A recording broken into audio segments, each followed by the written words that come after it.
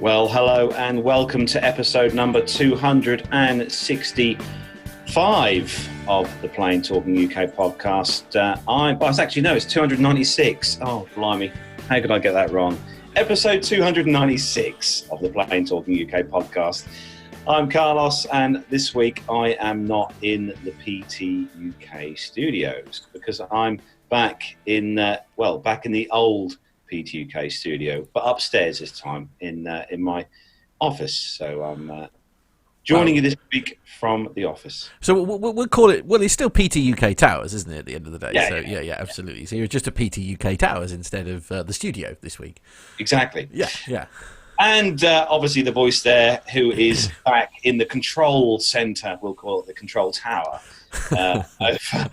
Over in his... I see what you did there. I know. In the control tower, as always, pushing all the right buttons, is the birthday boy himself from last night, Matt Smith. Oh, well, yes, thank you very much. And what a lovely birthday we did have too. Sorry about that, ladies and gentlemen. Yes, it was my fault we didn't do a show last week. Not because anything went wrong. I should just stress that, because the last time we didn't do a show on a Friday, there was a small incident. We went out to, well, I say my favourite restaurant, but I think it's fair to say it's everybody who has ever been involved in the show or anything. It's there. Armando's been there as well, haven't you, mate? I definitely have. Yes. Now, look, I have to say here, look, this man here, right, that you can see on the screen right now, who's hiding in a 7-year-old's bedroom to get away from the fact it is now 5 a.m. where you are. That is correct. It is 5 a.m. here. Good. I did kick Maddie out of her bedroom, threw her over to sleep with her mom so I could steal this bedroom and do this show. This morning. You, sir, are a legend. So thank you very much for getting up at this stupid time. But no Nev this week, sadly. Apologies from Nev. He's got lots of work-related things to get ready to. Yeah. But I think it's worth mentioning actually now, he is very busy for PT UK on Wednesday, Carlos. Yeah, because on Wednesday this week, Nev is off to go and see a certain chap who used to fly Concorde many years ago. He's off to do a special interview for the show, which is coming up. I can't remember when we're going to play that out, Matt. I think it's going to be not sure.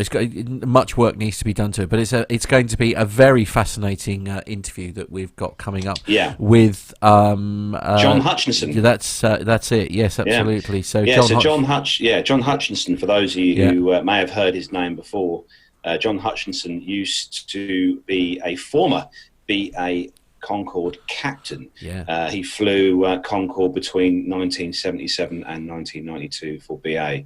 So Nev is off to do an interview with him on Wednesday. Absolutely, he's essentially the man in charge of all the buttons on that one, because we're being very kindly. APG have allowed us to borrow the legend that is Captain Nick to lead the interview. So honestly, it's going to be an interview very much worth listening to. I literally cannot wait till that is the can. I cannot wait. It's going to be fantastic. So. It is the day today. It is the 30th of November, and time just coming up to 10:05 on this Saturday morning. Welcome to everyone who's joined us in the world of YouTube land. Big hello to Auntie Liz, who was in the chat room I think she's in about an hour before we started. We've got Evan Shue. We've got, let's scroll down, John Jester. Hello to you, John Jester. Chris Griggs. Hello to you, Chris Griggs. Hope you're all well. It is safe to say, Matt, it is freezing cold here in the yes, UK, it's quite cool. What's it like in the States, Armando? Well, it's actually pretty mild. I'm here in the Washington, D.C. area, and yesterday we went walking around the National Mall and all the museums, and it was a pleasant 51 degrees and sunny. Wow, okay. I mean, actually, it's sunny here, to be fair. It's just very cold. Very, very cold. Yeah, I had to actually, this morning, I went and got the obligatory pre-holiday haircut, and I had to actually go in the garage and retrieve a tin of de-icing fluid. Oh my goodness! For the van. So oh dear, it's definitely cold here. Absolutely. It's safe to say that next Friday, when we fly back into the UK, It's going to be a bit of a shock. It's going to be a bit of a shock. Yeah. Anyway, I think we should get on with the business at hand. We've got lots to bring you in the show this week, as always. We've got a great little interview coming up later on the show, which is from another one from the Dubai Air Show, where Nev is speaking to the guys from Pratt Whitney this week about the geared turbofan engine. And he chats to Jim Speich from Pratt Whitney. So we've got that coming up later. We've also got the military segment, as always. But first, we've got the commercial news to bring you for this week. So if everyone's ready. Yes. Ready to go? Let's go.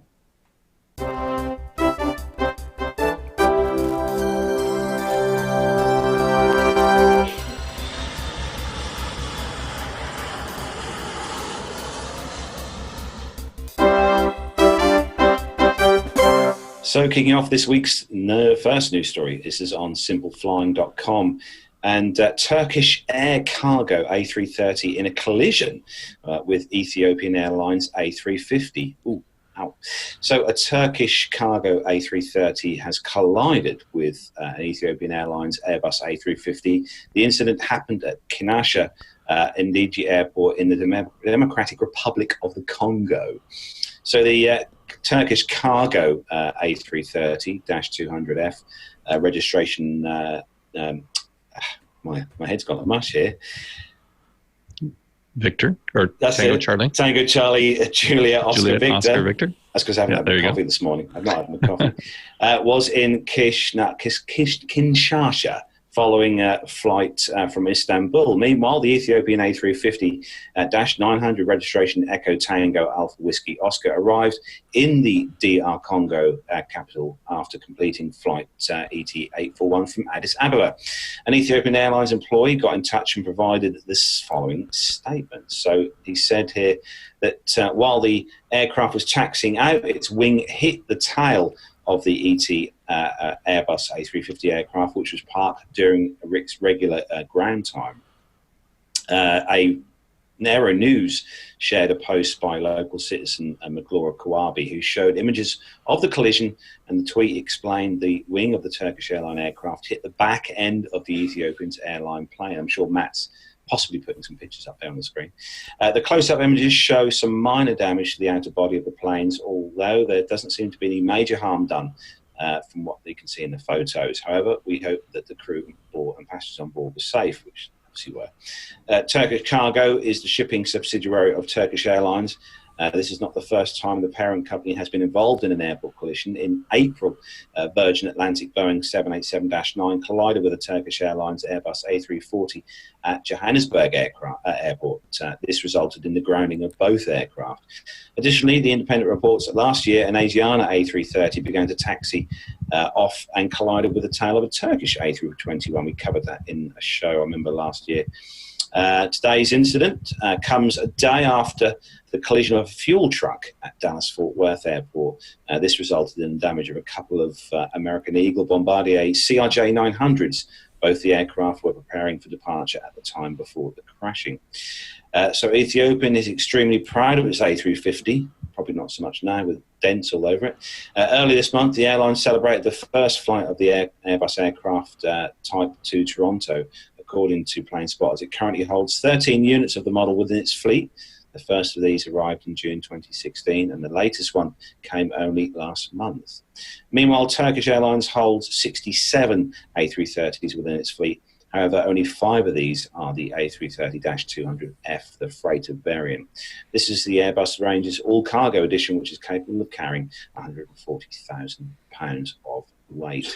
So another ding. We haven't had a ding on the news feeds for a while. So, the latest collision then, guys. I'm guessing you've seen the pictures on this story, Matt. Yeah, absolutely. It looks pretty nasty, doesn't it? It's I don't know.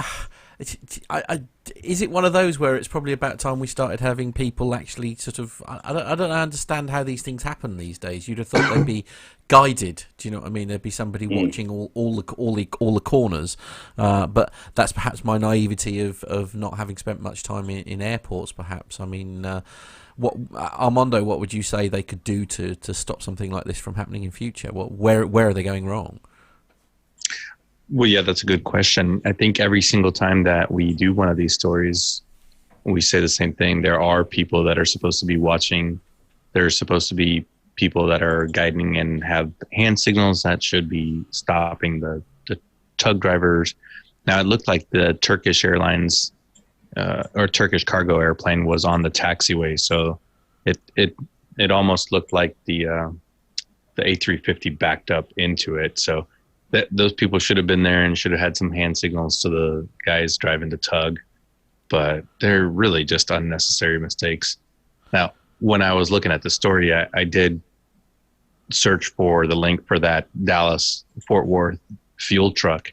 Now that was, if you get a chance to go over and find that video, I'd have no idea how the driver of the fuel truck got in between two airplanes. It's pretty tight on the ground with some of those regional jets, but the ground handling sometimes is just, it honestly is the most dangerous part of aviation. Yeah. Presumably, and an incident like this, not to mention the delays, obviously, because this is suddenly two aircraft that essentially aren't able to take off, and all that kind of thing. The money involved in this relatively simple incident must be huge. This must cost a lot of money when something like this happens. Oh, yeah. Just like you're saying, the delays just from the passengers, rebooking the passengers, the actual physical damage to the aircraft, and then somebody's going to have to pay, and then the investigation of who's going to pay for what, who's liable. Yeah, it's just time and money unnecessarily. Yeah. Absolutely. So, perhaps they need to learn lessons from this and step up. You know what they say. They say that an aircraft sitting on the ground doing nothing is not earning the company any money. Well, there is that, yeah. Especially if it's then got to go to the paint shop to be, have that buffed out. But anyway, we'll move on to the next story, and this is on the Pontefract. It's the Pontefract and Castleford Express. Now, interesting story though. All jokes aside, so the headline is a pair accused of shining laser pens at Ryanair flights and police helicopter. So two men are to go on trial accused of shining a laser at Ryanair planes and the West Yorkshire police helicopter as they were being flown over West Yorkshire. So Robert Horton and Ross Horton are accused of endangering or distracting the pilots of the aircraft's West Yorkshire police helicopter. The pair appeared before Leeds Crown Court today on the 27th of November, where they entered not guilty pleas. Both defendants are accused of 3 counts of shining a laser beam towards an aircraft on the 16th of May this year. The first 2 counts relate to Ryanair planes. Count 3 is in relation to the West Yorkshire police helicopter. They're accused of directing a laser beam towards an aircraft which endangered or distracted the person in control of that vehicle. Robert Horton, 31, of Rookhill in Pontefract basically, and Ross Horton, who was from Featherstone, only 18 in this particular case, will go on trial on the 5th of November next year. I wonder if it's interesting here because they've both got the same surname, although different addresses. So perhaps they must have been together perhaps when this happened. Anyway, the trial is expected to last 1 day. Both defendants were granted unconditional bail until the trial. It's good that they've caught them. They have, I noticed, put in not guilty pleas. So it'll be interesting to see what evidence they have to sort of pin it to them, I guess. Do you know, we all know that how easy it is to get these lasers. You can go on websites, Amazon, eBay, whatever. I've got one. You can pick these lasers up now for less than a £5. Yeah. But I tell you what I'm seeing a lot more of online now is these military grade torches that have a very, very, very high intensity lens and brightness as well. So I wonder whether these are going to start to be a nuisance. Well, you think you can narrow the beam. You can narrow the beam on the torches. There's some really, really high powered, military grade style torches online at the moment you can buy, which obviously is a bright white light as well. Obviously, probably not quite as bad as a laser, but could still be dangerous. What are your thoughts, Armando? Yeah, when I was flying there in the UK, now this happens everywhere, but we used to fly fairly low level and in the middle of the night, and occasionally we would get spotted either by those torches like you're talking about. a few times I saw some lasers. We would see lasers in some of our deployed locations, and it's incredibly distracting. Just recently I was watching some news footage, or maybe it was on an aviation website, of the demonstrations down in Hong Kong, and now the protesters were using the lasers as a means of distracting the helicopter pilots, so they weren't able to provide that air support. So that is, an effective use of distracting the pilots enough where they can't do their job and they're going to turn away. So it can be incredibly dangerous to the crew, not just from a physiological standpoint, but if they were to be distracted and lose control of an aircraft at low altitude at whatever speed, it could be potentially deadly. So, we've talked about it a couple times, but I can't imagine that the courts will take this lightly, and I'm sure these two individuals and people like them will sort of face the consequences. Actually, Armando, obviously you used to fly at night, and I'm guessing you obviously wore night vision equipment for that. Is this an issue as well when you're wearing night vision goggles? Does the intensity, is it even more, does it affect you even more? Yeah, very much so. So one thing with the night vision goggles is you can see the lasers much, much further away. I mean, you can see lasers tens of miles away. And when they're pointing at you, now even the older generation night vision goggles have an auto dim feature. So essentially a shut-off feature where the lens will close down on you. But that's tuned to a certain type of laser, a certain type of wavelength. And after a while, I think Rick Bell and I were talking about some of the laser eye protection that they're issuing the crews, and it's super cumbersome, and you got to put it on. You got to either fly with it on or put it on. By that time, it's probably too late. So they're still working on a cost-effective, practical solution for aircrew laser eye protection. Sticking with you, Armando, then moving on to the next story, and as Nev's not here this week, I thought I'd give you this BA story for this incredibly long flight, because we love talking about long flights. Yeah, well, I just love 747s and any story about them. With barely enough time for your ears to pop, a 747 jumbo jet made possibly the shortest ever journey, spending less than 9 minutes in the air. The Boeing 747, which belonged to British Airways, traveled from Cardiff Airport to St. Athan in Wales, barely coming over the Bristol Channel in the process. The total of this journey was a measly 4 miles, less than half the distance between Cheltenham and Gloucester in the car. The plane didn't actually contain any passengers, though. It was sadly making its way over the Welsh capital in order to be scrapped yesterday. All part of British Airways' plan to retire the oldest aircraft in its fleet.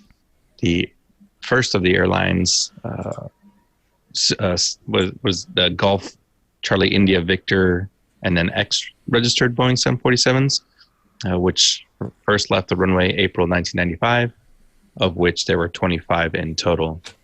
The jumbo jet departed Heathrow for the last time on Saturday, November 17th, en route for BA Engineering in Cardiff. So it kind of went down the southeast coast there, and it goes on to talk a little bit about the history of the 747s in British Airways, but I'm glad they got to, fly it. It's always, we've heard Captain Jeff talk about the emotions of taking the Mad Dog out to San Bernardino and out to California and all those desert airports. It is an emotional thing because those airplanes have seen so many passengers come through and flown enough miles to circle the globe so many times. And I think most of us that fly know that each airplane has a soul, somewhere inside there, and you talk to that airplane and it takes care of you and you take care of it. And it's always sad to drop an airplane off when it's going to get scrapped. Yeah, I'm so glad that last week me and Nev got the chance, or when we flew back from Dubai, to fly on one of BA's 747s. Before then I'd only flown on the Virgin Atlantic 747, But it was nice to get that chance just to have another flight on the 747 back from Dubai. And it is, the crew love that. Me and Neb were chatting to the crew on the way back, and the crew love the aircraft. All the crew on there just really, really do have a big part, a big part in their life for the 747. And be a shame when they all start to disappear, which they will eventually. Yeah, I suppose there is the argument. It is his progress. I mean, there are many iconic aircraft over the years that have all come out of service. That, like the TriStar, the L1011 that you love so much. I mean, it was very much a big part of aviation's history, and it's now sort of. The 747, I dare say, will. There does seem to be an extra special amount of love for the 747, though, doesn't there? It's because it's pretty. Right. It looks nice. Just look at it. It's lovely. Look. Right. Okay. Isn't that beautiful? I mean, I have to say, I'm struggling to, yeah. Okay. they are. I must admit, I have never been on one, and I dare say, with the little amount of flying I do, I don't suppose I ever will be on one. I have to say, I mean, those of you who follow us on Facebook will see the pictures. You'll know that me and Nev visited the flight deck on the 747, and I have to say, when you look, compare when we flew out to Dubai on the A350. -1000, and then we flew home in the 747. Sitting on that flight deck of the 747, you can tell that aircraft is, from the mid 90s, because, it's got that brown sort of caramel coloured paint job on all the instruments. There's scratches everywhere. There's bits of paint flaking off, and the flight deck looks really well loved, I think I should say. Yeah. Hey, Carlos, before we move on, I wanted to say hi to David Abbey in the chat room. David was out in an aviation mecca site this last week where, he got a chance to go out to Kill Devil Hills in the Outer Banks of North Carolina, which is where the Wright brothers flew their first flight. And he posted some great pictures. He sent some nice pictures over to me. And that, believe it or not, I've never been there, and it's in North Carolina. Wow! But you can walk the same steps as the aircraft flew, and he did say there was a fun fact. On December 17th, 1903, the Wright brothers completed 4 flights, each of increasing distance, and after the 4th flight, the wind upended the unattended aircraft and damaged it, so it didn't fly again. Wow. At least not for a long time. So we had first flight on that date, and probably the invention of tie downs. All on the same day. Yeah, all on the same day. Yeah, absolutely. Yeah, actually, David, why don't you send us, because with the wonders of modern technology, why don't you send us those pictures if you're happy, perhaps, for us to share them with everyone else? You can do that via WhatsApp if you haven't got the number already. It is +44 757 22 491 66. So that's +44 757 22 491 66. So moving on to the next story, and this next story is a special one for Lisa and Lee, 2 of our listeners of the show, because this is one of their favourite airlines. This is on the hmgaerospace.com website, and the headline, it's an airline that we all know in the UK. Jet2.com is named Best Short-Haul Airline in British Travel Awards. So the results of the British Travel Awards 2019 have been announced, highlighting Jet2 as the best short-haul airline in Britain, while EasyJet took home the Silver Award in the category. The awards marked the results of the largest ever poll of the public opinion on the best performing enterprises in leisure and travel and tourism, with the winners determined based on the number of consumer votes cast between the 1st of July and the 30th of September this year. In the best short-haul airline category, Jet2 took home the Gold Award, while EasyJet, as I said, took the Silver Award in the category, and British Airways, Nev, were awarded the Bronze Awards. Oh, that's BA not got an bad. award. Yeah. In a statement following the win, Jet2.com said that once again, outperformed other short-haul airlines when it comes to our customer service and experience and customer satisfaction, picking up a prestigious British Travel Award in the process. He added that we're pleasing that our VIP customer service has been recognised once again. The airline has previously won a number of awards, including Best Short-Haul Airline in the Telegraph Travel Awards, 5 awards at the 2009 TripAdvisor Travel Choice Awards, and has also been awarded the coveted Which Recommended Provider status for 3 years running.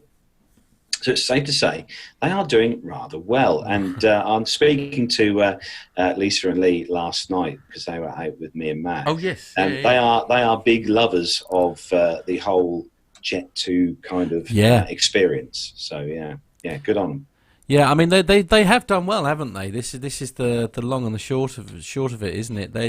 They weirdly, I mean, potentially they could be another Ryanair. Do you know what I mean? It could be that same sort of stigma and stuff that's attached to it, and certainly their pricing is as competitive as with someone like Ryanair. But interestingly, there doesn't seem to be that negative thing about, you know, like the way that the cabin crew are with you and that kind of thing. So you know, it'd be interesting to sort of see the decisions behind, if you like, how they've managed to go down that route and make it so successful in comparison to perhaps someone like Ryanair, where, you know, their reputation, whilst I personally feel quite often very unfair, it is nevertheless the reputation that they've got. You know, I mean, but presumably there must be similar things in with like the regional carriers in the US, Armando. Again, it's, you know, you can have you've got 2 airlines essentially. They're offering the same product, they're doing the same thing, but for some reason one is regarded as better than the other, even though they're literally almost the same airline, just with a different name.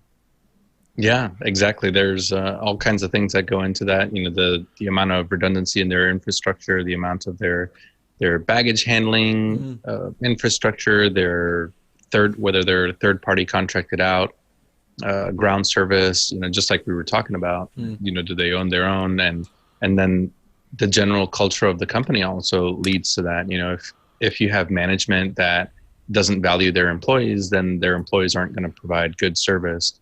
Which the flip side of that, you know, by general consensus, most Southwest employees, for example, you know, that's sort of a low cost carrier.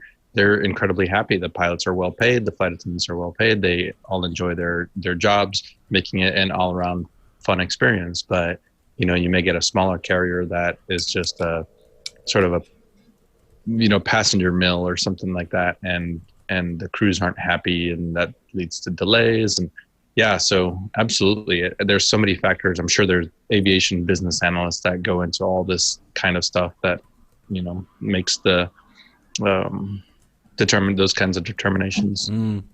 I think one of the big things with Jet2 is the fact that because they do the package holiday thing, they have a very good load factor, and they fill these things to capacity. I don't think there's very often you'll see a Jet2 aircraft, such as the 757, which is going out empty.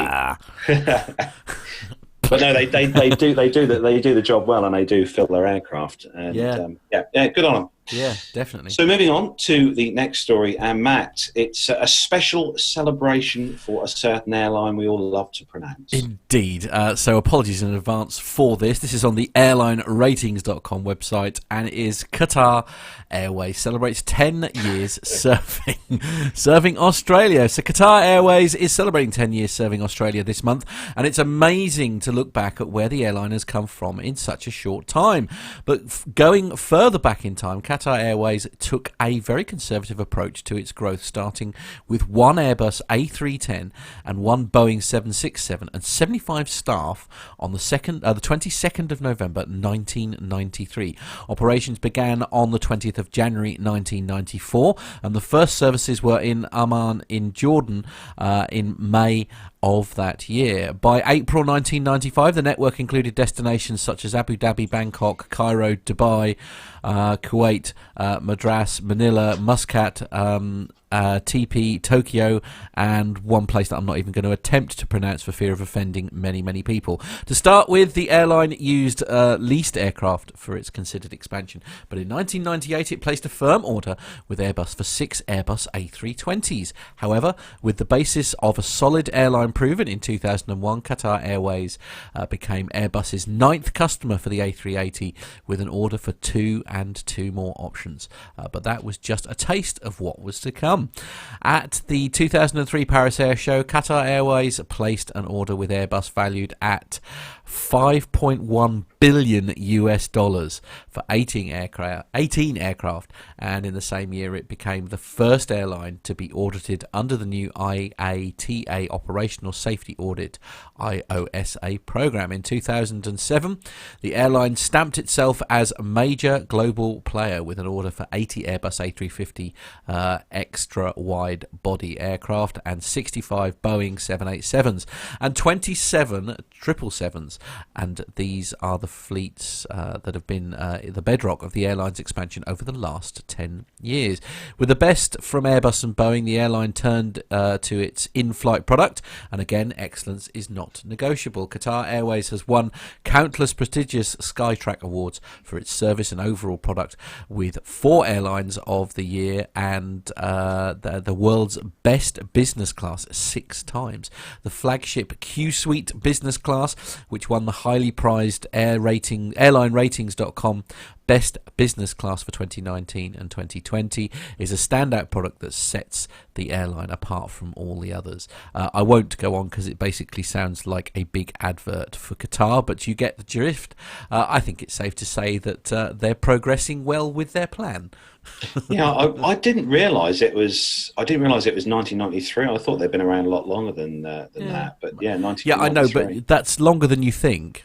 Yeah, I suppose. Yeah, we're getting. I mean, old, that's 20. Old. You know, that's it's, the trouble is you and I think that the late 80s was not that long ago now. You know.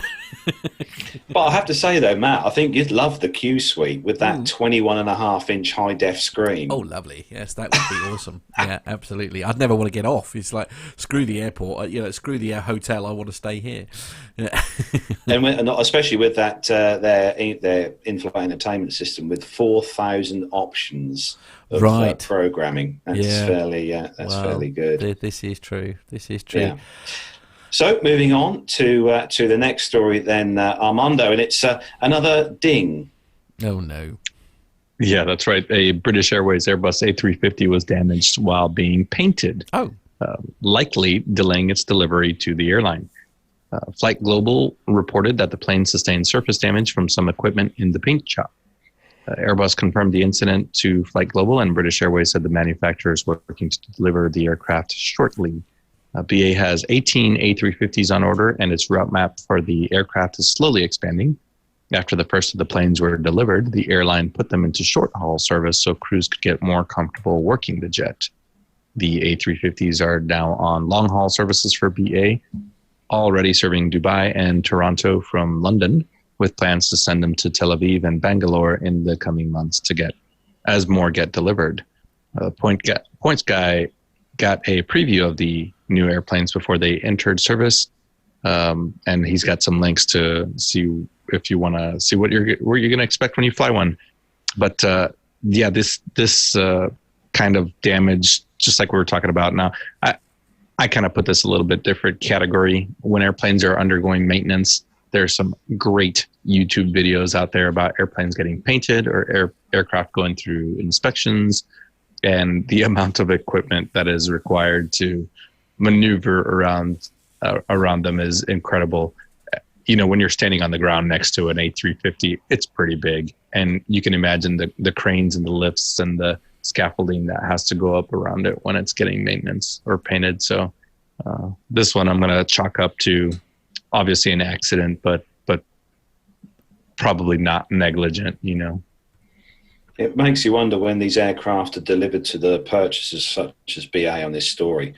When you go and purchase, say, a new car or something from a dealer, you kind of check to make sure that the car is in perfect condition.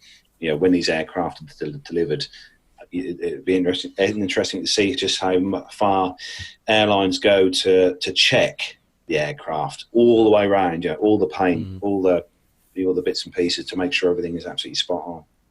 Yeah, and I think with very, very few exceptions, the quality control in any of the aviation service providers, such as painters and maintenance and engineering services, is incredibly high. So it would be you're going to admit it first. You're going to tell the customer, hey, this just happened. And nowadays they're able to see the progress of the build or the progress of the maintenance. So the maintenance controllers can see on their systems how everything is progressing. And we even have that for general aviation now, where some of my friends that are building experimental aircraft out there, they document the entire process, and the customer can see exactly what's going on with pictures and with milestones, with timeline charts of how the build is progressing. So, yeah. So the next story is on simpleflying.com. And we've obviously talked on the show before about things falling from aircraft while they're in flight, such as frozen balls of blue stuff. But this headline, blue stuff, all green stuff, blue stuff. So this story headline: large part drops off Airbus aircraft near Toulouse. So for any of the listeners who live in the Toulouse area, look in your garden for various aircraft parts. So a piece of an Airbus aircraft has fallen into a garden near Toulouse. In Toulouse, which plays host to Airbus's headquarters, and it's possible that the piece came from an aircraft being tested. Thankfully, instances of pieces of aircraft falling from the skies are fairly rare. However, they can have serious consequences. For example, what if it had fallen onto a house? Or even worse, what if it had injured a passerby? Very true. For this reason, when parts of aircraft do fall from the skies, especially above populated areas, the incident will tend to make the news. So specific details of the incident appear to be fairly scarce. However, Aerotime has pulled together a rough guess of what happened of the incident. It appears, though the incident actually happened earlier in November this year, a composite panel measuring 1 meter long, and 1 meter, half a meter wide, that's not a small piece, was found in a garden in the village of Dole near Toulouse. While the piece of aircraft was reportedly located on the 19th of November, it's unclear whether it fell earlier than this date. The discovery of the part was reportedly only made by public this week. Aerotime reports that very few commercial flights pass over Dole, meaning that it was likely an Airbus part. When approached for comment, Airbus spokesperson told the reporters that in July, an Airbus A220 operated by Swiss diverted to Paris following an engine failure. Parts of the engine were lost of the incident. As a result, investigators plan to search suspected landing areas for the parts. For the part earlier this month, the part they were looking for was a piece of titanium around 70 centimeters in diameter, which may have broken into several pieces. However, while the part found in Dole was handed over to investigators, it is not always the case. In September 2017, an Air France A380 suffered an uncontained engine failure. The incident occurred over Greenland, with parts of the engine falling to the ground. Remember that? That was a brilliant video of those recovering them parts from the ice on YouTube, actually. But I think when you're living in and around, especially a place such as where they test aircraft and that, there is always that very small possibility that bits and pieces might fall off aircraft. But I have to say, I think if it was me, I'll probably keep it, to be fair. Right. It'll be hanging behind me on the wall. Right. I mean, they might want it back, Carlos. That's the only trouble. I'm not going to tell anyone. Right. Oh, it's not serviceable at that point, so they might as well let them keep it. Well, okay, fair point. Yes. Anyway, on to the next story. This is on simpleflying.com, and it's good news for Airbus. They're celebrating. Airbus celebrates as the 100th A220 is completed. So Airbus has a reason to celebrate today as it announces the production of its 100th A220 aircraft in a celebratory ceremony at the A220 headquarters in Mirabel, Canada. The manufacturer announced that the A220-300 produced for Latvia-based Air Baltic was the 100th aircraft from the A220 line. That's come around really quick, actually, isn't it? At a celebration held at Airbus's A220 headquarters in Canada, representatives from both Airbus and Air Baltic celebrated the delivery of the 100th A220-300 and the significance of the date. It is exactly 3 years after the world's first A220-300 left Airbus to join Air Baltic on the 29th of November, good date that, 2016. Such perfect timing. The celebratory aircraft features a new cabin design with 149 seats and modernised livery. It will join Air Baltic's current fleet of 20 A220-300 aircraft. The airline was the launch operator for the A220-300 3 years ago and is Airbus's biggest European customer for the aircraft and therefore a fitting recipient of the 100th aircraft. The A220 family is assembled at Airbus's main final assembly line in Mirabel and more recently at a second assembly line in Alabama. Formerly known as the Bombardier C Series, the A220, so I nearly did it, sorry, Bombardier. Bombardier. The A220 was launched in 2016 and is designed for the 100 to 150 seat aircraft known for fuel efficiency. It uses 20% less fuel than other aircraft and has reduced noise pollution and emissions. I mean, it's safe to say it's a very successful aircraft, isn't it? I mean, it's doing well. You guys, because there was one at Farnborough, wasn't there? Yeah. Yeah. But it's safe. This aircraft is doing really well for Airbus. I know. Obviously, the A320 is obviously. Airbus's best selling, but this I think is going to be up there with one of the best single aisle aircraft. I mean, I'm right. That's 100 in 3 years. It seems like a really good result, doesn't it? That's quite a quick turnaround for a small jet, is it not? Yeah, absolutely. And what's even more so is I believe at recent count they're up to 530 orders for A220s from different operators. Wow, that's good, isn't it? Yeah. Pretty big fleet of aircraft. Yeah. And from what I've heard from the reports online, apparently from the passenger's point of view, the cabins and stuff on these aircraft are really, for the size of the aircraft, it is a single aisle aircraft, but it is very comfortable and spacious on these aircraft. Yeah. Perhaps if anyone's listening who's had the chance to go on, absolutely. Send us some feedback. Yeah, we'd love that. We'll do a Nev's passenger experience on one. That'd be fantastic. Definitely. So moving on to the next story. Airbus again. We're staying with Airbus, Armando. Yeah, so Airbus has been working on unique ways to cut down aircraft emissions and recently revealed a demonstration project based on methods used by birds to preserve energy. Airbus's plans involve a jet flying close behind another jet on long overwater flights. With one jet trailing another, the rear flying aircraft would receive an updraft of air in which the jet in front of it has generated, conserving energy and reducing fuel burn by up to 10%. The aircraft maker stated that by partnering with airline companies and air traffic controllers to identify the operational needs and suitable solutions, it could reduce carbon aircraft emissions by employing this flying formation technique, according to the recent release.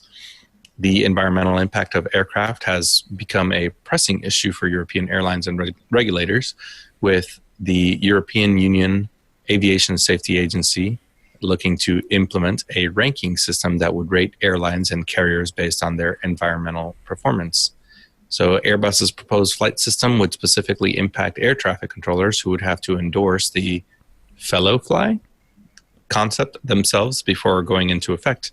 Controllers already utilize more rudimentary practices to reduce fuel burn on transatlantic flights by allowing pilots to adjust their course in the event of a storm or strong headwinds, but Airbus's concept would theoretically work under any and all weather conditions.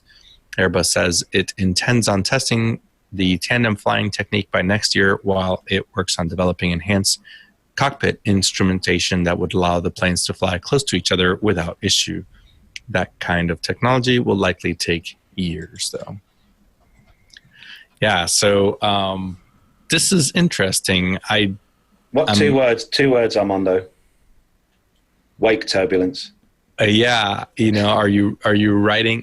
Are we wakeboarding? Are we riding the wake of another airplane the entire way? I don't know how comfortable that would be for the passengers. Generally, we try to avoid that kind of thing. But hey, if Airbus is looking at this new technique, they're obviously thinking about some of those things already. And maybe it'll turn out like drafting in Formula One or NASCAR, and we're just going to have airplane races in the sky. Can you imagine a 320 following a 380? Oh dear. Yeah, I'm not sure that would turn out well. No, quite. Actually, going back to what we were talking about a moment ago, guys, we have had an A220 review, of course, because we had one from Chris Griggs, who did us a lovely video. Oh, yeah, we did, didn't we? That was the 220, wasn't it? Yeah, that was actually. That's my fault. So apologies, Chris. Yes, that's our age, Chris. That's our age. Well, mine and Matt. No, but to be fair, mine and Matt's age. Yeah, yeah, actually, especially mine. I'm not used to having a hangover. This is not. This is not good. This is not good. Matt was on the ciders last night. He might have been. Yes, absolutely. He's feeling a bit special. Anyway, yeah. You can stop enjoying it at your expense. Thank you, Carlos. Moving on. Anyway, I stayed on beer. I was like, yeah. Yeah, so the next story is on the Aviation Herald. Obviously, we've got to have an Aviation Herald site story on the show with that lovely story here from, this is Air India, and this is an A321 that had a fire that was seen from the engine. Now, there is a video of this as well, which Matt might be able to play in some pictures as well.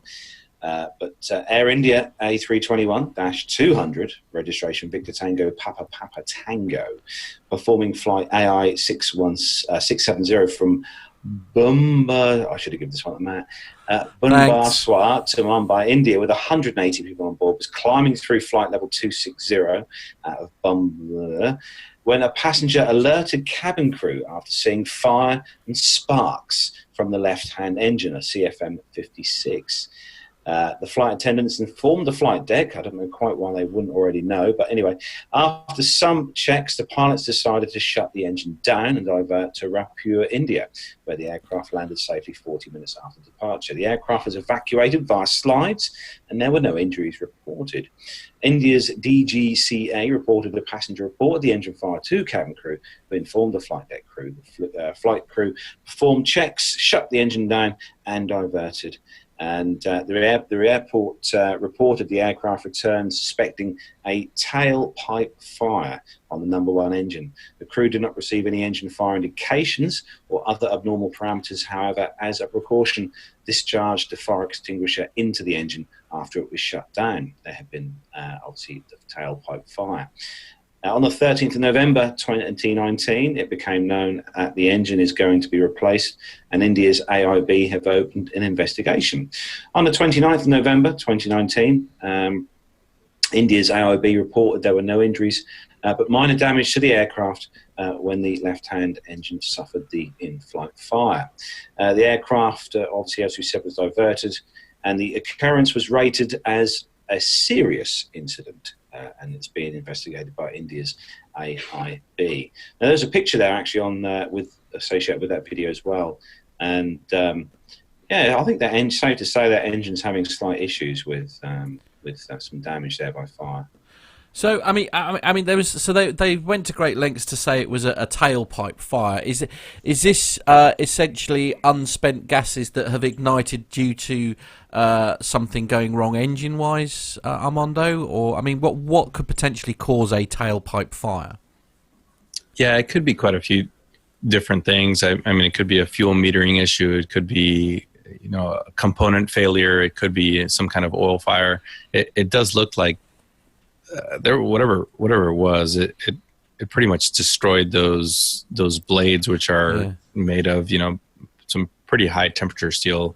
They're not steel; they're some kind of composite or magnesium or titanium or something. But now I will say everything. While it looks bad, it stayed pretty intact, even with a lot of those blades missing. So I think there was.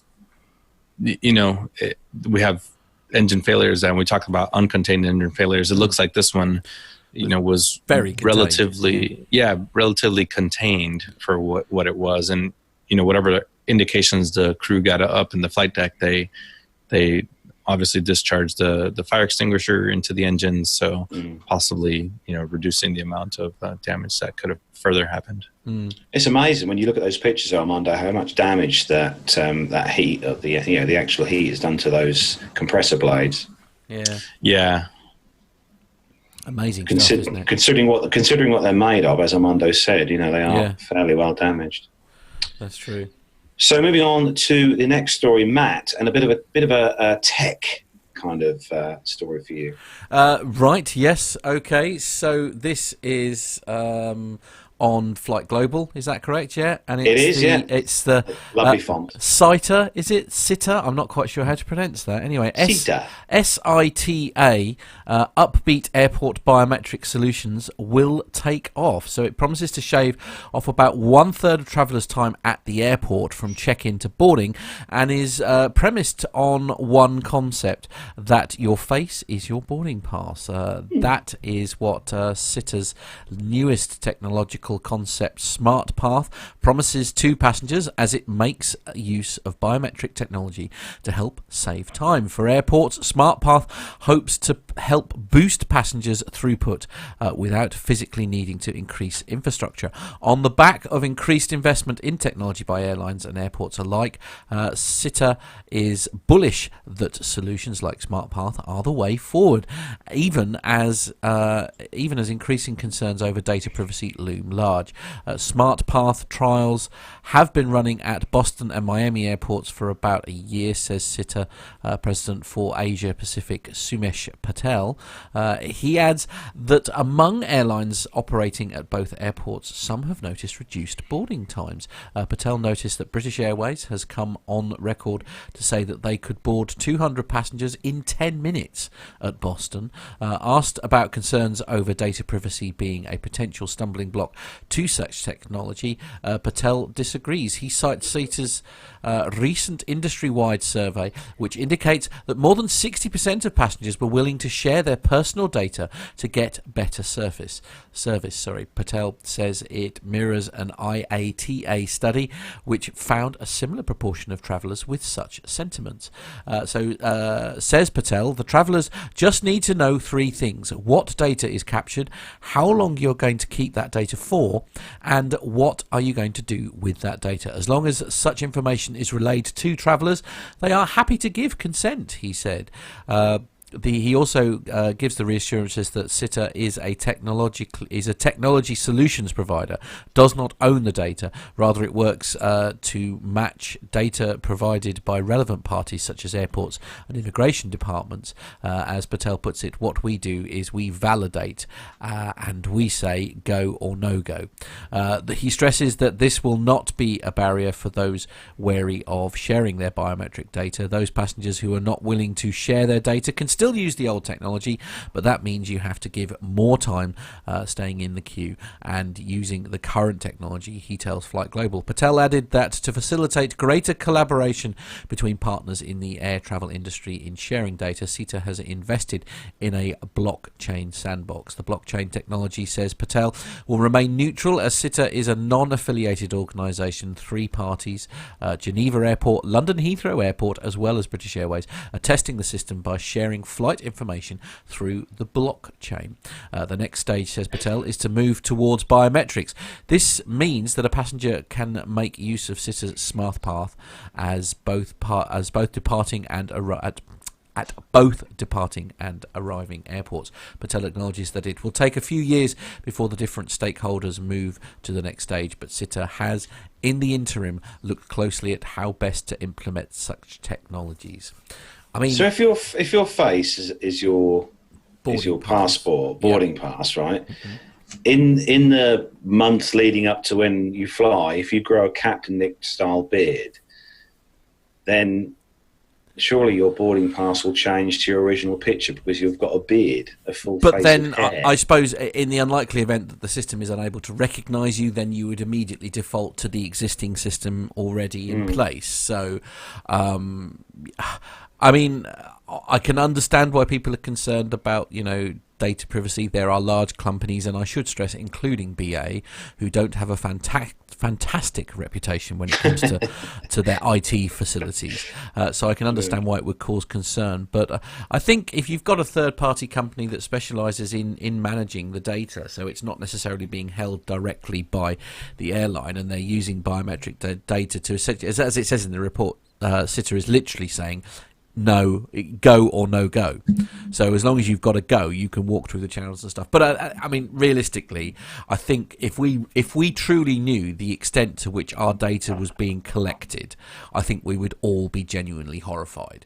Because I mean, you just walk down a street in Norwich and you are captured by cameras all over the place. I mean, it is not something that's ever going to go away. So I guess as long as it's promised that the data is managed properly, I can see this being a really amazing way to travel through the airport. And I will say, on our return back to London Heathrow, my e-passport worked first time. Did it? Good heavens! And Nev's didn't. Oh, right. Okay, awkward. Yeah. I mean, how do you feel? I mean, obviously, Armando, from your perspective, of course, I suppose you spent such a large portion of your military life essentially being sort of, I don't know, not well hidden, I guess, from it must sit with you quite. I mean, it must feel a bit odd for you, I guess, this whole idea of. Or are you quite the opposite, really? Actually? Yeah, the government is terrible about using your personal identification data. Oh, okay. I mean, for years and years, for the majority of my career, my quote unquote service number was my social security number here in the United States. Okay. So I'm still finding pieces of paper from 1997 that have my social security number printed all over them, including travel orders, things that you would just hand out to the public. Great. So yeah, you can put me solidly in the resignation category, where I've just resigned to the fact that my data is so much out there. And like Carlos was saying, being an American living in the UK and going through the non-EU passport line was terrible. That was 3 to 4 hours of my life that I would never get back.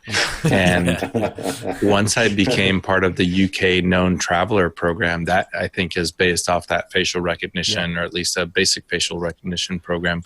I am a believer. If I don't even care about my face and my data. Some people have concerns about, well, what are you doing with it? Well, I don't know. If you got nothing to worry about.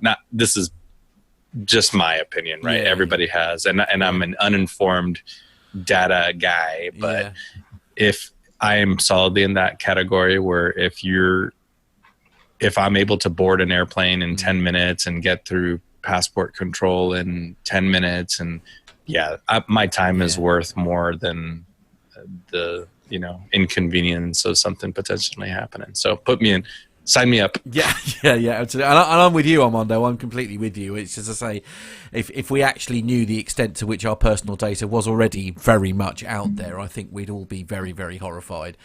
So you think, well, if this helps me get through the airport a bit quicker, and I don't have to worry about having boarding passes and stuff like that with me, then, as you say, sign me up. Let's go nuts. Yeah. So the last story, Armando, is in your hands, and it's a special top 20. Well, I'll tell you what, I'll read the intro to it, but nobody can do a top 20 like Matt, so I wouldn't go that far. I'm not entirely sure how, but the 2020 list of world's best airlines is already out. Right. And Good. I'll refrain from telling you who the top airline is, but the much awaited annual Airline Excellence Awards are carried out by airlineratings.com, which is an aviation safety and product rating site based out of Perth, Australia. To decide who wins, 7 editors at the agency consider a dozen key factors, including operational safety, passenger reviews, profitability, investment rating, fleet age, and product offerings such as premium economy on long-haul flights and seating options in other classes. Let's see, I'll skip some of these. In their analysis, this top airline came out number 1 in their audit criteria, which is an outstanding performance, considering it was up against carriers with more resources and scale on the same list for Best Airlines 2020. No, I'm not going to read this. So, no, okay. Matt, well, I'll tell you what. Yeah. Let's do the top 20, and then we can discuss, shouldn't we? Shall we? So here we go. And here comes the music. Or not. Brilliant. That went well, didn't it? Yeah. Smooth as butter. Absolutely. Yeah, it's all right. It's all in. I'll tidy it up in post. It's fine. Here we go.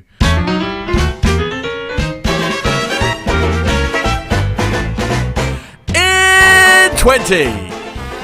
That is Etihad Airways. 19. It's Delta Airlines. 18, please. That's Alaska Airlines. Number 17, bit of a surprise. It's Nev Airways. Right. British Airways. Okay. 16. Goes out to Hawaiian Airlines. Wow. 15. It's Korean Airlines. And number 14. KLM. 13. Japan Airlines. Very good. In 12. That is Finnair. Number 11, please. It's Lufthansa. We had an email from them this week, actually, which we must follow up, yeah. actually. In 10. Going from east to west, Virgin Australia. In 9. The airline we all love to pronounce. It's Qatar. Whatever Airways. it is. Absolutely. In 8. That is Eva Air. In 7. Good old Virgin Atlantic. In 6. Emirates Airways. In 5. Cathay Pacific. In 4. That's Qantas. And it's number 3. ANA, All Nippon Airways. I love the liveries. They do such a good job with those, don't they? They love to make them look good, don't they, the ANAs? Anyway, in 2. That's Singapore Airlines. And Bully special prize. Especially for the listeners who are currently awake and watching the show, it's Air New Zealand. Absolutely. How fantastic is that? Air New Zealand, that's a bit of a surprise. Or is it not? I don't know. It's quite a little bit of a surprise. Yeah, Singapore generally tend to dominate these kind of top 20s, don't they? Well, that is true. Yeah. That is true. Yeah, absolutely. But the good news is that BA is in the top 20. Yeah, which is a bit of a surprise. I got to be honest. I'm delighted that they've actually scored quite highly. But as a number 17, weren't they? Something like that. Yeah, absolutely. But I mean, there's so many of these; they don't actually appear at all. Where you sort of feel like they, it seems a bit harsh. But yeah, a bit of a result. I have to be honest. Yeah, it's good. I don't know. Perhaps it's sort of like a retrospective to the 2020 list of is dependent perhaps on what happened last year. Therefore, that's why they appear in the 2020 list of world's best airlines. But they always do this. Yeah, they always I get bring very out these. confused by these things. Yeah, yeah. I mean, we'll have the 2021 list in January next year. Exactly. Right. Okay. Great. So yeah, moving on then with the show. Coming up next, we have got the second instalment from the Dubai Air Show that me and Nev went to a few weeks back. And in this particular interview, Nev is speaking to Jim Speich from Pratt Whitney, all about the geared turbofan engines and some of the innovations that they are making with their engines. Well, I'm on the Pratt & Whitney booth today here at the Dubai Air Show, and I've got with me Jim Speich from P&W. Hi, Jim. How are you today? Yeah, well, thanks. Yeah, very good. Very busy show again, isn't it? Yeah, always is. Always busy here. Yeah. So, obviously, the name is synonymous with incredible engineering of engines over many, many decades. Yeah. What's the latest technology that P&W are offering? Yeah, there's really a couple technologies we're offering now. One is the geared turbofan, which is on the commercial engines. And for this us. is this is the actual gear of the engine here. Right. Yeah. This has been in development for over 20 years. I started at Pratt about 46 years ago to be exact. And we had simulated geared turbofans over the years using computers. We knew it was the right engine cycle, meaning bypass ratio, overall pressure ratio, and diameter and fan pressure ratio. But back then, everything was so heavy once you grew an engine in diameter, you had steel cases, and metal fan blades, and you're piling on a bunch of weight that the aircraft did not want, even though it was a good fuel economy. So now today, with the advent of the gear, this gear started at about 600 pounds. It's down to about 250 pounds now. Wow. And then we use composites in our engines.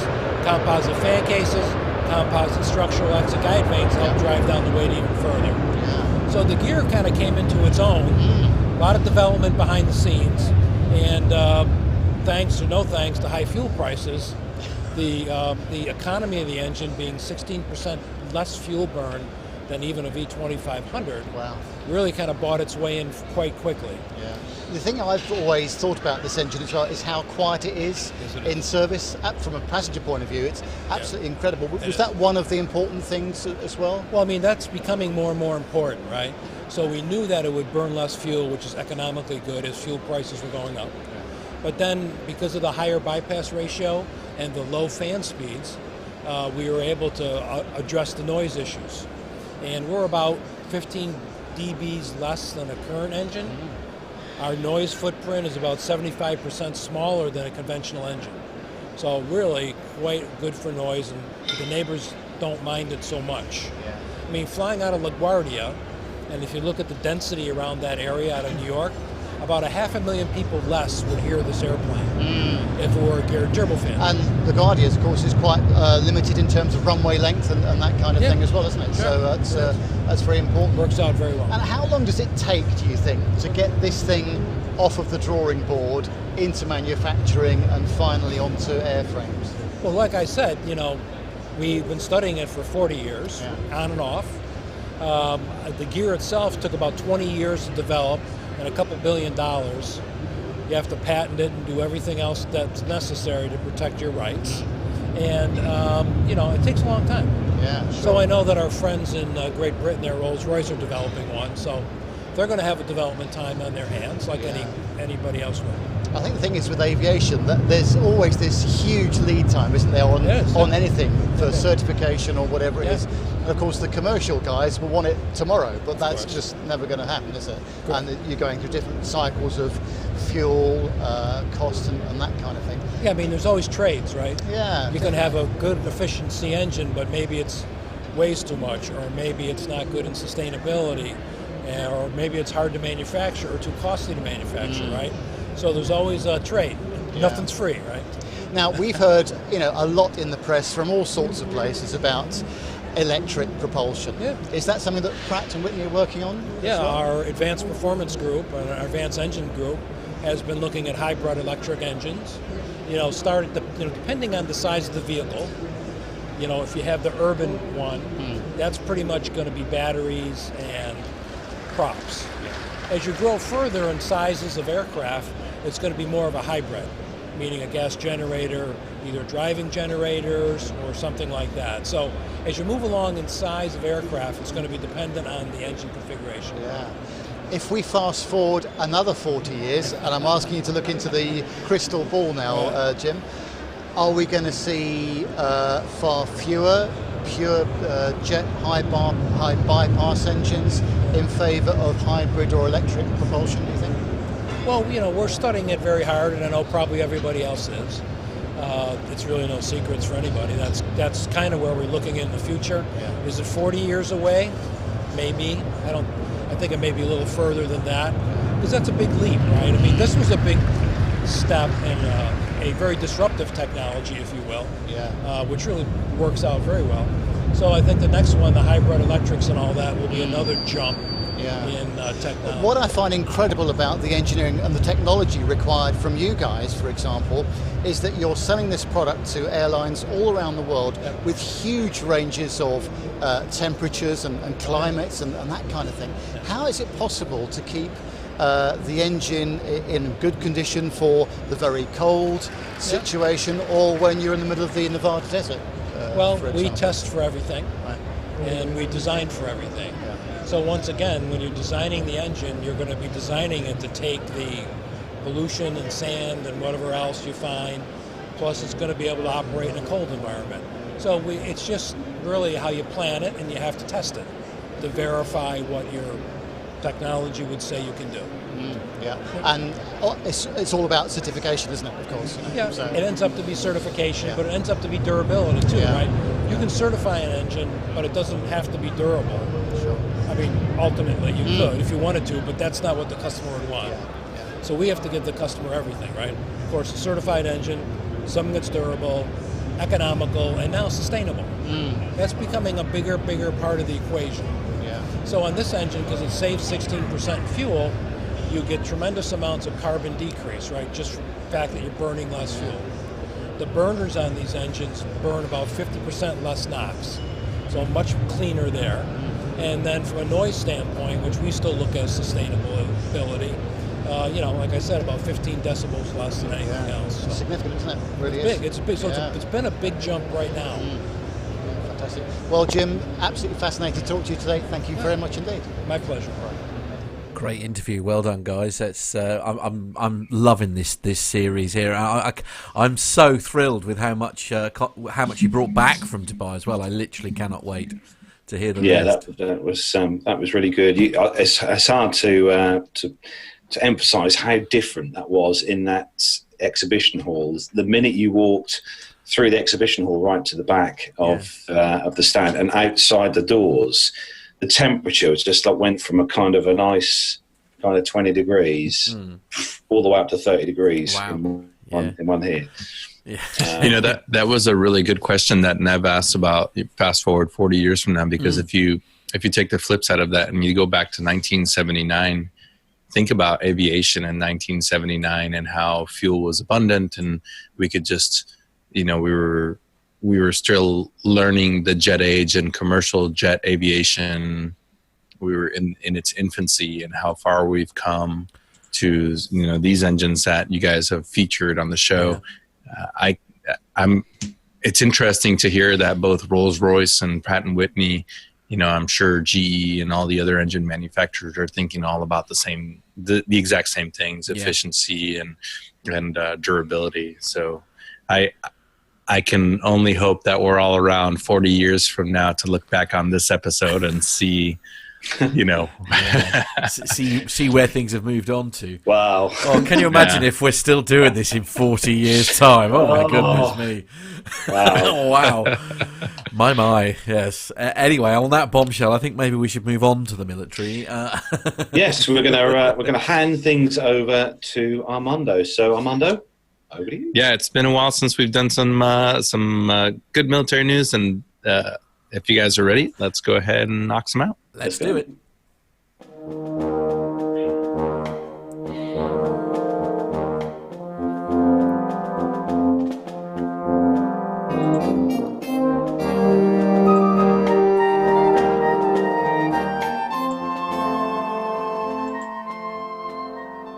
All right, so this first story is one that is near and dear to me. It's something that I've followed with interest, and it is a program that I truly, truly believe in. I worked quite a bit in non-standard aviation. So after years of uncertainty, the Air Force has finally decided to add 2 new light attack aircraft to its inventory. The service said a few weeks ago that it released final requests for proposal for Textron Aviation's AT-6 Wolverine and the Sierra Nevada Corporation, or SNC, A-29 Super Tucano. According to the announcement, the Air Force plans on purchasing 2 to 3 AT-6s and A-29s for Air Combat Command at Nellis Air Force Base in Nevada and Air Force Special Operations Command at Hurlburt Field in Florida. The final contracts for the aircraft should arrive by early 2020. Over the last 2 years, I've watched as the Air Force experimented with light attack aircraft to discover alternate, cost-effective options to deliver air power and build partner capacity around the globe. The Secretary of the Air Force, Barbara Barrett, said in the statement, and she looks forward to this next phase. The Air Force has explored acquiring new light attack aircraft along with the Navy and the Marine Corps since 2017 through its experimental OAX, or Observation Attack Concept, a program designed to identify light attack aircraft for non-traditional intelligence, surveillance, and reconnaissance functions and potentially close air support for ground forces. Both aircraft do pack a wallop. The A-29 comes equipped with 2 internal 50 caliber machine guns and space for additional underwing armaments like 20 millimeter gun pods, Mark 81 and Mark 82 bombs, according to Embraer. By comparison, Textron boasts the Wolverine is the first fixed-wing aircraft to employ 2.75-inch laser-guided rockets successfully and uses an adaptable system to carry a whole host of ordnance. The article goes on a little bit and describes some of the capabilities of the airplanes, but like I said, this is something that I truly believe in, finding an aircraft that is durable, easy to maintain, easy to operate out of austere environments, that is a true multi-role airplane that can be exported without significant concern of national security or anything like that. But it's something that the U.S. Air Force, along with its partners, can easily train other countries in. And aviation, we call it aviation foreign internal defense or aviation mentoring partner capacity, is a big mission for the U.S. Air Force and the UK, the Royal Air Force. And having an airplane like this, I think, is crucial to that role. An airplane that is easily maintained and easily flown. It does look really old school when you look at this. Look at the this A29, the AT6 and stuff. But it does, as well as looking quite old school, it does look very robust as well. It looks like it could, you could ding this and still carry on flying. Yeah, the concept of this goes back to World War II. I mean, we had Cessna bird dogs, L-41s, L-14s, all operating in forward air control roles or observation roles, and they were certainly armed with rockets and machine guns. And one of my favorite movies of all time, Bat 2-1, features a Cessna 337, which is just a twin-engine push-pull general aviation aircraft that they armed and put some radios in and is incredibly maneuverable. So the concept of having a general aviation style aircraft doing some of these roles is not new. What is new is probably the manufacturing techniques, where you're taking, an A29 or an AT6, and they're composite aircraft. They're incredibly durable. They're incredibly rugged. With the Pratt Whitney PT6, which is an engine that is in so many turbine aircraft or turboprop aircraft, and then you add those sensors on there, the camera sensors and all the different electronic sensor packages that you can put on it, and you have a great capability in just a small, easily maintained aircraft. It's amazing. I'm sitting here listening. Sorry, this is the trouble with me, you see, because I'm the first to admit I don't understand half of what is being said here, especially. And I mean this in the loveliest way, especially when Armando is talking, because this man knows his onions. Do you know what I mean? But what's so lovely, Armando, is you speak with such passion about this particular subject. To somebody to which it means nothing to. It becomes interesting, and you're a legend, man. I can't believe you're up at this time of the morning for a start. Well, mostly I'm just hoping that somebody from either Textron or SNC or Embraer will listen to the show and say, you know what, let's do a feature and let's get our right. Yeah, absolutely, definitely, abso-friggin-lutely. Carlos, you've got the next story, I think. Yeah, this is I love this because we all love a glass of wine, and especially red wine. Do you? Well, me and Nev were partial to a few glasses on the way back the other week. Anyway, you and your wife were last night, I should stress. We were, yeah. This story is great for anyone who loves military aircraft and also loves wine, because this is on the popularmechanics.com, this particular story. The headline: the world's largest private collection of fighter jets in France's wine country. So if you wanted an excuse to go to France, here it is. So a French winemaker holds the title for the largest private collection of fighter jets in the world. Michael Pont Vignier, who lives in the Burgundy region of France, grows grapes for wine and collects fighter jets at the same time. Pont's collection includes aircraft from the dawn of the jet age, such as the Royal Air Force's Meteor fighter, all the way up to the F-16 Fighting Falcon. Pont, a former race car driver, brought 12 hectares, or 29 acres, in the heart of France, wine country, and the property includes a castle built in 1340. The surrounding land originally wasn't worth much, but after clearing it, Pont set aside 4 hectares for wine cultivation and 2 to 3 hectares for aircraft. Sounds like he had his priorities straight from the beginning. Pont has 110 aircraft, mostly fighters, but including a handful of military helicopters. His collection is diverse. Chronologically, it starts with the Gloucester Meteor, the UK's first fighter jet, and the only Allied fighter jet to serve in combat during World War II. Next might be an F-86 Sabre in Luftwaffe markings, which served West Germany in the 1950s.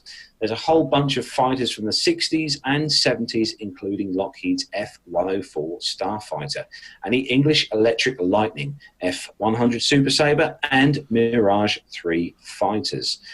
The collection has some peculiar finds as well. A Republic F-105 Thunder Chief, one of the largest fighters ever to serve with the US Air Force and workhorse of the Vietnam War, is sitting in the collection. It's not clear how a Frenchman got hold of one of the rarer fighters in the museum collections, and there are several fighters from the former Soviet Union as well, including the Sukhoi Su-7 fighter, the ground attack aircraft. To be fair, mate, you'll be amazed at the power of wine. You'll be amazed what you can pull off if you've got, it's just like...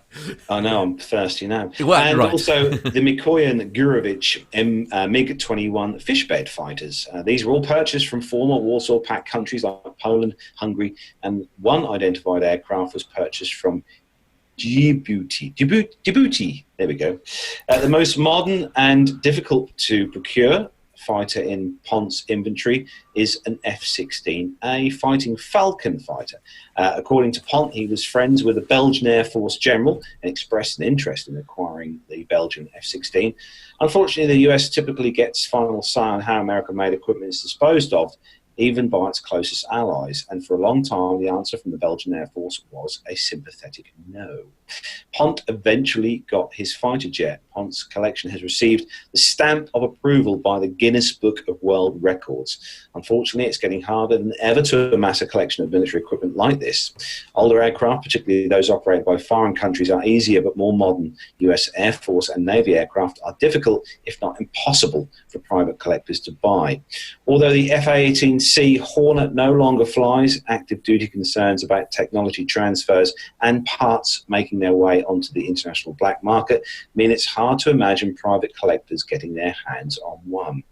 Pont's castle at Saint-Svin-les-Bunes, I beg your pardon. French is not my strong point, along with his fighter jet collection, is open every day from 9 a.m. till 12 p.m. and from 2 p.m. until 5:30 p.m. Now, Matt will put the link to this story, obviously, as always, in the show notes for those of you who want to read the correct pronunciation and find out where this is. But honestly, Armando, this is like a day out. Oh yeah, this gentleman is he. In addition to all these fighter jets and helicopters, he's got an entire collection of Ferraris and motorcycles inside. Goodness me, when are we inside going? The castle? Yeah. Oh wow. I know. I wish I would have known this when I was, riding my motorcycle through France. Here a couple of years ago. All jokes aside, though, where he's saying it's difficult to get like these certain aircraft, surely he would be very easily able to set himself up as a museum. Surely that would make surely that would make it easier for him to then, because essentially to say that if you are clearly preserving these aircraft with a view to and you are sharing them with the general public, you are therefore a museum and not a private collector. Whether some of the governments with their older aircraft would then be more willing to share, perhaps, especially if he is still willing to open the checkbook, Yeah, I think that's the key, right? Is money and wine, like you guys are saying, probably wine. are. Yeah, you'd be amazed what you can get away with. Yeah, absolutely. I mean, wine is responsible for a lot of things. I'm looking on the website. Actually, there's actually, it just gives you the museum opening times.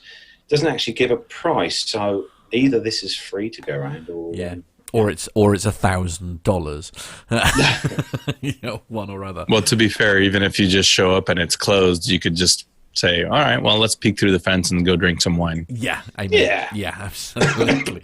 Indeed. Anyway, on to the next story. This is on Flight Global, and the headline is Private Aerial Refueler Omega buys KDC-10 tankers with boom. So Omega Air took delivery of the first of 2 McDonnell Douglas KDC-10s tankers in San Antonio, Texas, that it brought from the Royal Netherlands Air Force on the 4th of November. The KDC-10 is the first aircraft that Omega owns with a refueling boom, the company says on the 22nd of November. So Omega says the aircraft, the T-264, will be registered as November 264 Delta Echo. The aircraft is based on a 3-engined DC-10 airliner. It was modified into a boom-equipped aerial refueling tanker before beginning service with the RNLAF fleet back in 1995. Omega says that it is already credited to it's already certified to refuel a long list of receptacle aircraft. Those include the Fairchild Republic A-10, the Rockwell B-1B, Boeing's B-52H, Boeing's C-17, Boeing's E-3, Northrop Grumman's E-8C, Boeing's F-15C, D, and E, Lockheed Martin's F-16A through D, F-16F, the F-16, I think is that an I or an L? I'm not quite sure. It's difficult to tell. Sorry. It's an I, yeah. Yeah, okay. So I can see Armando rolling his eyes already. Lockheed Martin's F-35A, McDonnell Douglas KC-10. So it's the Boeing KC. A lot of aircraft basically are able to take advantage of this particular method of delivery. The delivery of the first KDC-10 is part of a 2-aircraft deal with the RNLAF that was closed this fall. Omega did not disclose when it would receive the second tanker or the value of the sale. The addition of these KDC-10 tankers, along with their boom capability, will give Omega the capability to potentially refuel every operative type of aircraft in the US military inventory. That's huge, actually, isn't it? That's the headline there, really, for me. In addition to the new aircraft, Omega has 2 Boeing KC-707s and 1 McDonnell Douglas KDC-10 in its inventory. However, those aircraft only have hose and drogue refueling equipment. The company needs a tanker with a refueling boom to refuel the US Air Force's aircraft. So it's a great story, actually, isn't it? There's is there much to the so who, forgive my naivety here, who are Omega Air and what's their involvement? Because it's sort of, is it like a private arm to the US Air Force? Is that essentially what it is? Oh, I don't think they're affiliated with the U.S. Air Force. That's the interesting part about this whole story is this is the first that I have personally heard of contracted aerial refueling. Yes. So the transportation, the U.S. Transportation Command said last year that it had 20 to 30,000 hours annually that were unfulfilled, basically because of lack of aircraft or crews. So they were talking about the idea of contracting out aerial refueling, which is interesting. It's not a combat role; it is a combat support role. Yeah. And there are many, many other things already contracted out, but I had not heard of contract aerial refueling. And this kind of poses an interesting questions because, now you're doing services for hire where, well, who am I going to refuel, right? If I'm Omega Air, am I going to refuel the U.S. Air Force and their needs, or do I go with the Venezuelan Air Force, who also has F-16s, and their needs and their potentially adversaries. So it just kind of poses an interesting ethical question. I mean, we have a lot of contract transport, so cargo. We have a lot of contract surveillance flying. There's just so much need for it that there's companies out there doing it. But it is interesting to how much do you contract out to a private company? Yeah. I mean, these services. Perhaps perhaps this air-to-air refueling essentially that Omega might be doing could potentially be what I call like where perhaps it's reconnaissance missions that you know they're not actually in active service, like perhaps they're on reconnaissance, or it's not a rescue mission, but what I mean, where perhaps its aid is being dropped. Perhaps when it comes to actual military action, they'll use the services that they've already got, because I mean you can't expect these essentially private pilots, if you like, to fly into a war zone, although I dare say people are doing that all the time if they're high enough up and such like. Yeah, I met a pilot just recently that used to fly for World Airways, and they used to fly DC-10s. And Okay. in the first days of the Gulf War, they were flying into essentially a combat area with plane loads of 200 servicemen and women. Wow. And so, and the Civil Reserve aircraft fleet that Captain Jeff was talking to us about a couple of weeks ago, you could potentially fly a Delta airliner or a Evergreen cargo aircraft full of military equipment into a combat zone. DHL, there was a famous almost shoot down where an aircraft took a missile. I think it was in Iraq. Yeah, it was, yeah. That was an A3. It was an A300, I think. A300, yeah. Now here's the flip side of my own argument is it is incredibly expensive to maintain and operate a fleet of aircraft for years and years and years. So when it is advantageous to the taxpayer when you can just contract services out on a temporary basis or for a surge of operations, and then you end the contract. And that's actually, think about all the crews that you don't have to maintain or to care and feed for, the aircraft you don't have to maintain. There's so many things that you just sort of hire on a turnkey operation. And then when that period of work is done, then you just kind of cut them loose until the next time. Well, and presumably, obviously, again, the crews and personnel that are involved in this operation at the moment, I mean, presumably some of those could now be redeployed into the areas perhaps where they are short on numbers and retrained to do other things that are, causing an issue at the moment.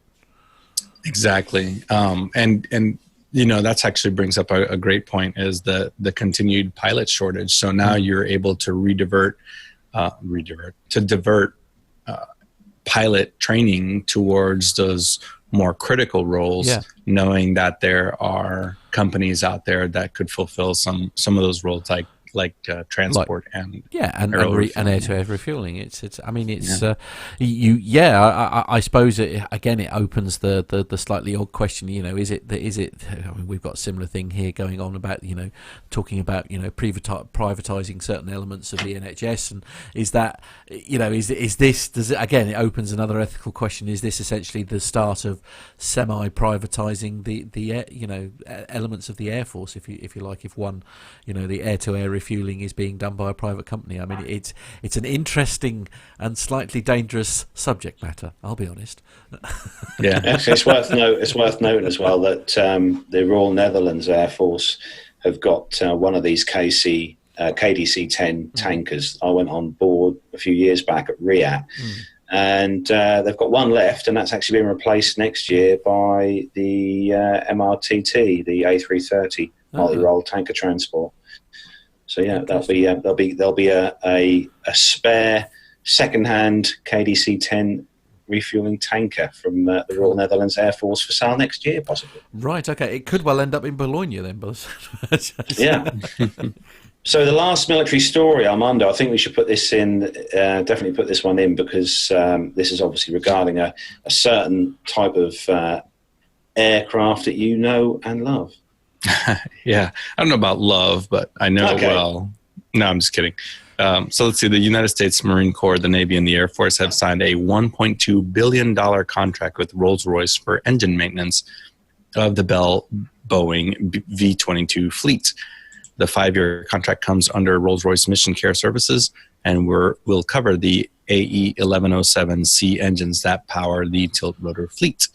The deal will cover all aspects of propulsion system support, says Rolls Royce, on a per flying hour basis.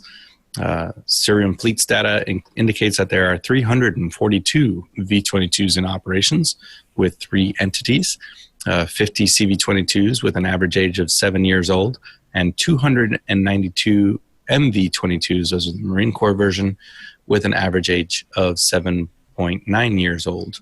Rolls-Royce assembles the AE 1107C engines in its Indianapolis facility, which is nearing completion of a $600 million modernization effort. The U.S. Marine Corps, Navy, and Air Force are the primary operators of the V-22. The Japan Ground Self-Defense Force has 17 V-22s on order. So, yeah, V-22 continues to be just in a class of its own, and it has very unique maintenance. Yeah, you see a sort of a theme going on in my military stories where it's all about the taxpayer money, and it's incredibly expensive to maintain some of these aircraft. So, good thing that Rolls Royce is doing this. Yeah, the numbers would make your eyes water, wouldn't they? That's the long and the short of it. But then you know from when they're putting certain aircraft in, if you go to hire one, for example, you want to do a private jet, and you think, how much do you want? And you think, because you break it down into like.